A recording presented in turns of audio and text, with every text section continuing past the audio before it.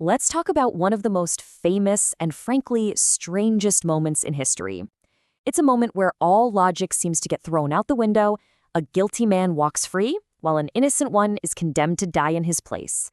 Today, we're diving into the story of that guilty man, Barabbas. I mean, it's the question, right? It just doesn't make sense. How does a convicted murderer get pardoned by a cheering crowd, while a man known for healing and teaching is sent to his death? To even begin to understand this, we have to start where Barabbas was, in the dark. So, our story kicks off not in some grand courtroom, but in the grime and shadows of a Roman prison cell with a man who was pretty sure his life was over. Just try to put yourself in his shoes for a second. You're Barabbas. You're a rebel, a murderer. You know how this ends. You've accepted it. You can probably already picture the nails. You can hear the jeering crowd. It's just a matter of time. For you, all hope is gone.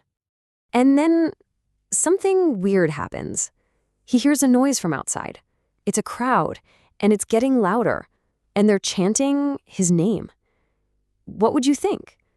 He must have figured, well, this is it. They're calling for my execution. The fear must have been just immense.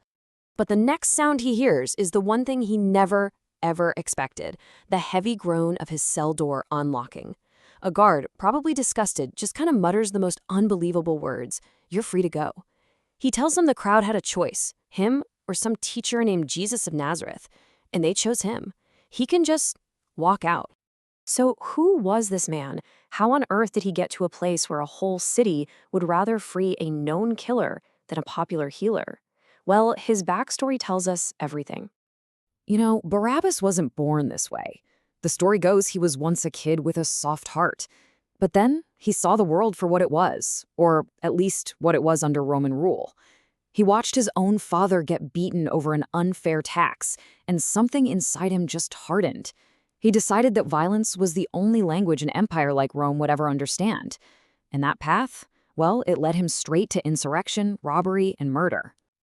So he hooked up with the zealots. And you've got to understand this group to understand him.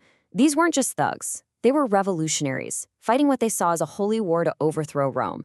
So in their eyes, and probably in his, Barabbas wasn't just a criminal. He was a freedom fighter, an enemy of the state.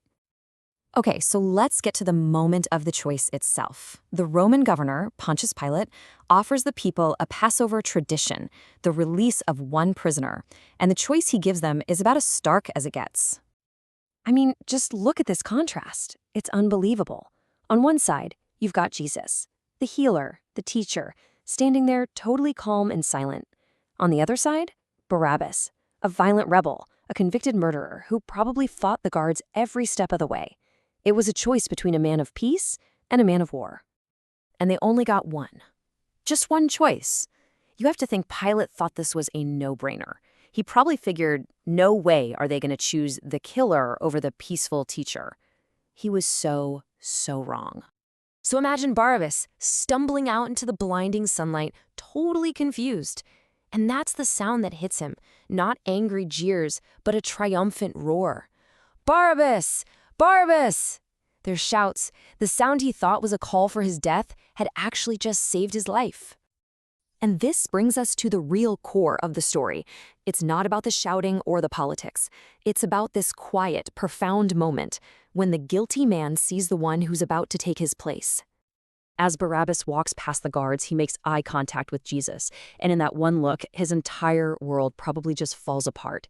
He sees a man beaten and bloody, condemned to die the death he deserved, and there's no anger in his eyes, no hate, just this quiet strength that must have hit Barabbas with feelings he hadn't felt in forever, shame, and maybe, just maybe, awe.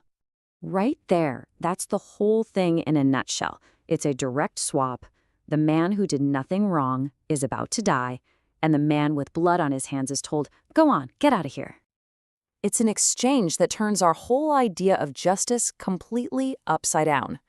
Barabbas, the man who lived by violence, is spared, while Jesus, the man who preached peace, is condemned to suffer the most violent death imaginable. And that's the point of the whole event. A pure life is given so that a corrupt one can go on. Barabbas walked away a free man that day, but you have to wonder if he was ever truly free from the memory of the man who took his cross. So, why do we still tell this story 2,000 years later? Well, because in the context of the Gospels, it's presented as way more than just a historical fluke. It's meant to be a powerful, living symbol. See, the idea is that Barabbas's release wasn't just a random act of mob rule. It was a living, breathing illustration of a much deeper truth. In that moment, Barabbas became a stand-in for all of us. And this really breaks it down perfectly. The story is suggesting that we're all a lot like Barabbas. We're guilty, we're flawed, we've all made messes. But it also suggests that we get to walk free, not because we're innocent or because we earned it, but because someone innocent stood where we should have stood. It's this incredible message that no matter how dark your past is, your story isn't over. It can be rewritten. This is what it all boils down to. The world will absolutely label you by your worst moments. It'll call you a robber, a rebel, a failure. But this story offers a totally different reality, one where a new name replaces all the old ones, redeemed. In the end, the story of the man who walked free isn't really about him at all. It's a mirror, asking us to look at the labels we let define us. So we'll just leave you with this to think about. The world might call you Barabbas. Who does he call you?